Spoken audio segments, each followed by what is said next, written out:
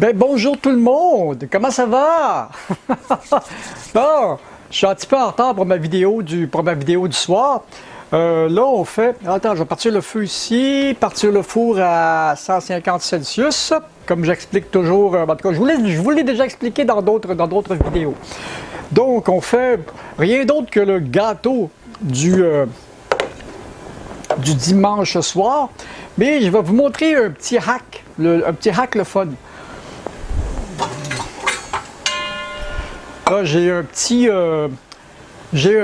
comment est-ce qu'on appelle ça? Donc, j'ai un petit sirop qui chauffe tranquillement. Et puis, ce que je fais, c'est que souvent, j'intègre toutes sortes d'affaires dans mes gâteaux. Là, je vais vous montrer une autre affaire, parce que la dernière fois que j'en ai fait un devant vous, je pense que j'ai mis de la courge. Et puis, j'ai mis aussi du, comment est-ce qu'on appelle ça? Donc, j'ai mis aussi une boîte d'ananas avec le jus tout, sans... Là, je vais couper mes pommes en petits morceaux. Et puis, elles vont cuire à même le gâteau, quand le gâteau va se faire. Donc, ça va être une espèce de pudding aux pommes à ma façon. On va essayer de faire ça vite. Parce que c'est ça qui arrive, c'est que je ne fais que des... Comme je disais depuis un bout, je ne fais que des choses extrêmement simples. Même au niveau de ma nourriture de tous les jours, on a une bonne variété, on a beaucoup de fruits, on a beaucoup de légumes. Mais ça demeure quelque chose d'extrêmement simple. Un peu comme nos grands-pères et nos grands-mères ont toujours fait l'hiver, étant donné qu'on avait moins de... Étant donné qu'au Canada, à cause du climat, on avait beaucoup moins de fruits disponibles l'hiver. Ben, on utilisait ces pommes-là, justement. On avait des variétés qui se conservaient longtemps. Et puis, dans le temps des fêtes, on avait des agrumes de temps en temps, des oranges. Puis, dans ma jeunesse, on avait... les bananes étaient assez disponibles aussi. Ah, ben tiens, je pourrais en mettre dans mon mélange, tant qu'à faire. Pas mettre des trop gros morceaux pour que ça cuise bien et que ça se mélange bien avec la pâte du gâteau. Que ça sent bon des pommes, hein? Ah, le sirop est prêt déjà! Ouais, c'est un sirop qui est très très clair pour que quand je vais le mettre dans le gâteau, il va couler au fond. Il va me faire un fond comme ce qu'on appelle un pudding chaud beurre. Ou dans certains livres de recettes, on avait vu un renversé à quelque chose. Ah, parlant de recettes, je vais vous montrer ça. C'est arrivé par hasard. Une pièce d'anthologie. Si les plus jeunes ne connaissent pas Madame Benoît, mais moi, je l'ai connue de son vivant quand elle avait son émission de télé, puis c'est une des premières dans les cuisinières médiatiques à utiliser des micro-ondes. Dans le temps que... Ah, on va arrêter le feu. Dans le temps que le micro-ondes, c'était gros de même, parce que si on retourne quelques années en arrière, j'avais mon premier micro-ondes que j'ai eu, j'avais de mon appartement à cette époque-là, j'avais une télé 21 pouces qui était quand même assez conséquente là, comme grosseur portative. C'est dans le coin du comptoir. Puis le micro-ondes était pas loin de la télé, puis ils avaient le même format les deux. Aujourd'hui, j'ai plus puissant. Pas mal moins gros. Puis là, eux autres, ils pourraient être moins gros que ça, mais ça prend quand même la boîte fermée pour diriger les ondes. Puis il faut quand même pouvoir rentrer au moins un plat ou deux dedans. Je pense que ça va être pas mal correct comme ça. Là, on va faire la pâte à gâteau.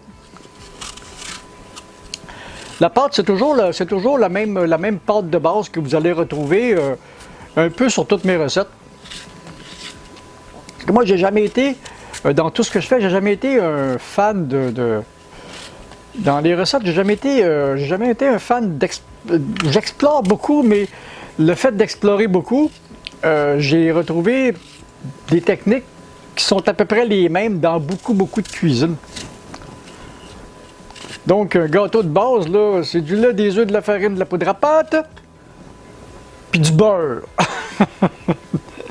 That's it. Ah, puis du sucre.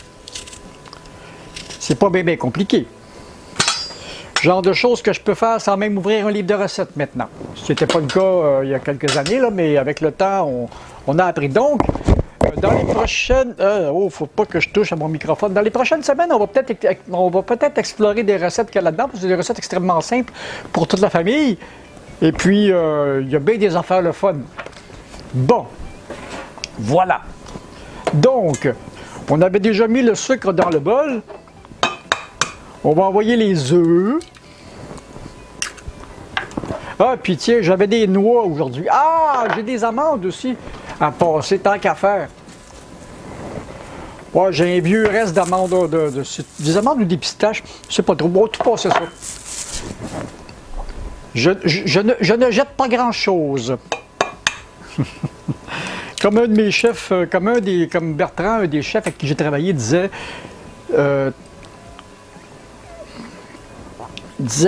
quand on recyclait, parce qu'on recyclait beaucoup de nourriture qui sortait à la place de quand on vidait les tables chaudes à la fin d'un service, au lieu de tout jeter, c'est de la nourriture qui était encore comestible, qui n'avait jamais sorti de la cuisine. Ben, souvent, on la recyclait en d'autres choses, ou quand on en avait passé, comme les sauces, les viandes en sauce, on les nettoyait, puis on les gelait. Quand on en avait ça, on faisait un pain de viande. C'était mon pain de viande du vendredi. Puis les sauces qu'il y avait avec, c'était souvent les restes de sauces chinoises qu'on avait, ou des petits mélanges qu'on faisait de sauces qu'on avait déjà. Comment on appelle ça chez nous? De la bouffe au restant. Bon. Attention, ça va faire du bruit. Bon, c'est parti mon kiki. Voilà, le début de la mixture est blanchi, voyez par vous-même. Et on va rajouter la farine et la poudre à pâte. J'avais mélangé les deux déjà, histoire de mélanger mes choses secs, parce qu'une fois que la poudre à pâte est mise en condition avec des choses mouillées, ben, c'est bien de valeur, elle commence à agir, puis là après ça, il faut faire vite pour finir la chose. Je vais mettre le lait aussi en même temps. Comme j'ai fait la pâte avec du sucre, elle va être pas mal moins dure. Quand je la fais avec de la cassonade, elle est beaucoup plus dure. Vous avez vu la semaine passée, quand j'ai tiré sur le malaxeur, ben, il en a revolé partout.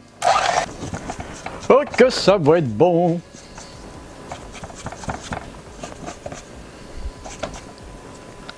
Ah, ça c'est fait.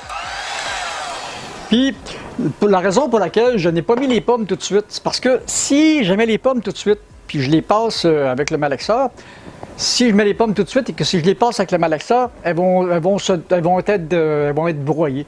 Et je ne voulais pas qu'elles soient broyées. Quand on va manger le gâteau, on va avoir des beaux morceaux de pommes dans la pâte.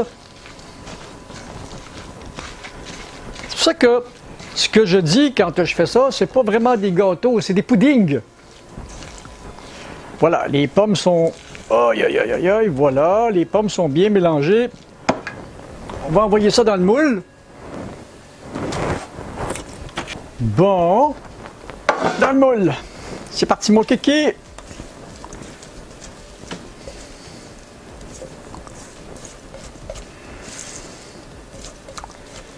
Je l'ai déjà fait avec des compotes ou des pommes déjà pré-cuites, mais ça, c'était des essais que j'ai fait déjà. C'est pas mal plus le fun avec des vrais fruits. Je l'ai fait avec des fruits un peu plus acides, mais le lait a tendance à cailler, comme on dit, quand je fais ça avec des fruits plus acides. Bon, ça c'est bon. Voilà. Ça de même. Et voilà. Oui, oui.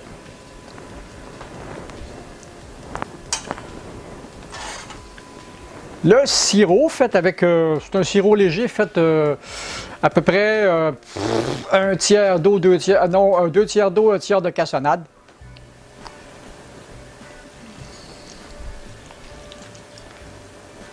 Tiens, ça va couler au fond. Ça va me faire quelque chose de le fun. Et j'envoie ça dans le four, puis on se revoit quand ça sera cuit dans une demi-heure, 3/4 d'heure. Bon, faire un peu de ménage, là. Et... Fait que c'est en marche. On se revoit dans une demi-heure, 3/4 d'heure. Ben, me voilà de retour. Et mon petit gâteau, il est prêt. Il a l'air... Ouais, je pensais qu'il avait eu trop chaud, mais il est pas pire. Voilà. On va goûter à ça. Ouais, je reviens toujours à la base. Hein. OK, on va revoir avec une fois. J'aurais dû le laisser refroidir un peu plus, mais j'ai trop hâte de y goûter. Puis là, de toute façon, je suis rendu au dessert. Fait que, alors, oui.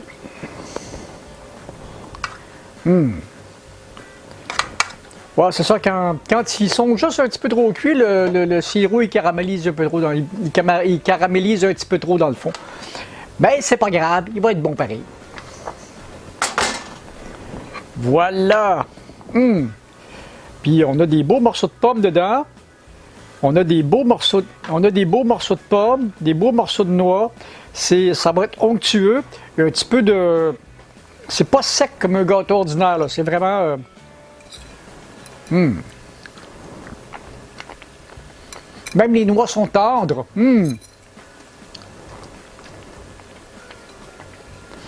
ce qui est le fun, en faisant moi-même tous mes gâteaux, mes pâtisseries, ben, je contrôle les quantités de sucre, puis je sais qu'il n'y a pas autre chose dedans que des produits frais. Il n'y a pas d'émulsifiants, il n'y a pas de conservateurs, il n'y a pas de...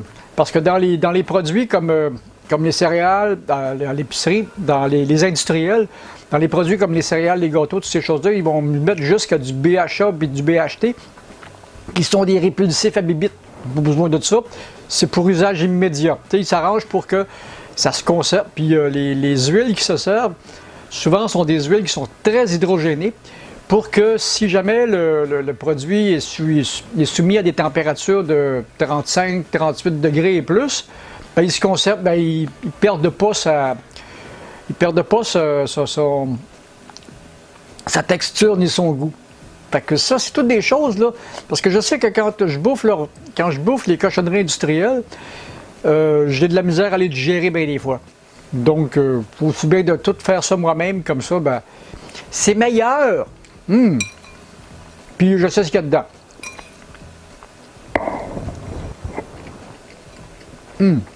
Ah, c'est vraiment bon.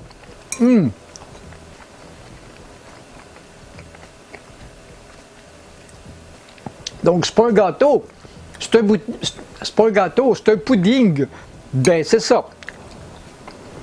Maintenant qu'on y a goûté, il est plein la bouche. Ah, les pommes étaient un petit peu acidulées, c'est effrayant comment c'est bon. Mais maintenant que j'y ai goûté, que je vous ai peut-être mis l'eau à la bouche, ben moi je vais aller finir de manger ça, puis j'ai une vidéo à monter en attendant. Salut, puis abonnez-vous, là. Pensez à vous abonner. Bye!